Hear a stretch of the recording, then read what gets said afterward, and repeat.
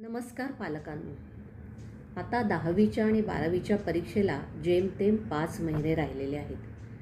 CBSE board असेल, ICSE board असेल तर आणखी कमी दिवस राहिलेत. SSC बोर्ड जर असेल तर 5 महिने राहिलेले आहेत. सण, वार, गणपती, दिवाळी, दसरा, वाढदिवस ह्या सगळ्यामध्ये हळूहळू वेळ पुढे सरकतो आहे. आजचा व्हिडिओ हा खास तुमच्या मुलांकरता आहे. मुलांनी आता परीक्षेच्या अभ्यासाला गती देण्याची गरज आहे आणि म्हणून माझी अशी तुम्हाला मनापासून विनंती आहे की हा व्हिडिओ तुम्ही मुलांना जरूर ऐकवा.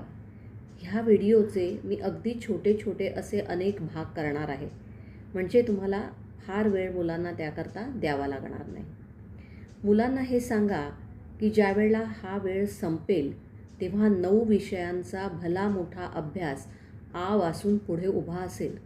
आज करू, उद्या करू, सारखा काय अभ्यास करायचा, जरा मनाला एंटरटेनमेंट हवी की नाही, मित्रांबरोबर हँगआउट करावं, खरं म्हणजे ना मला मोटिवेशनच नाही आहे असं म्हणणाऱ्या मुलांनो आता जागं व्हा. अजून वेळ गेलेली नाही. पहिल्यांदा स्वतःला हा प्रश्न विचारा की मी शाळेत का जातो, परीक्षा का देतो.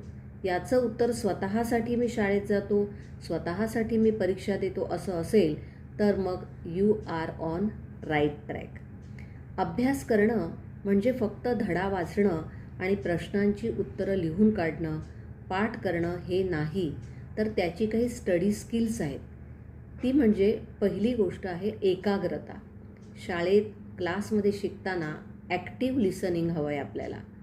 आपण ज्यावेळेला वाचन करतो त्यावेळेला महत्त्वाचे मुद्दे तेव्हाच अधोरेखित करणं किंवा अंडरलाईन करायला हवेत. लेखनाचा आपण कंटाळा करतो, पण लेखनाला इतकं महत्त्व का आहे? अगदी परीक्षासुद्धा जर आपण पाहिली तर तोंडी परीक्षेला फक्त 20 गुणांचं वेटेज आहे, महत्त्व आहे, आणि लेखी परीक्षेला 80 गुणांचं महत्त्व आहे. याचं कारण समजून घ्या, कारण लिहिताना तुम्हाला तुमचा मेंदू, तुमचे डोळे, तुमचे हात या तीनही अवयवांचं सिंक्रोनायझेशन म्हणजे एकत्रीकरण करायचं असतं. त्यामुळे होतं काय की तुम्ही एकाच वेळेला डोळ्यांनी पाहता, मेंदूने समजून घेता, हाताने लिहिता. त्यामुळे अभ्यासाचे ठसे मुलांनो तुमच्या मनावरती, तुमच्या ब्रेनवरती, मेंदूवरती जास्त स्पष्ट होतात. शिवाय अभ्यास समजून घ्यायला, लक्षात ठेवायला अधिक फायदेशीर आणि उपयुक्त ठरतं. त्यामुळे लेखनावर भर असणं तुमचा आत्मविश्वास वाढवायला देखील मदत करतं. आता पुढचं जे स्टडी स्किल आहे ते पुढच्या भागात पाहूया. धन्यवाद.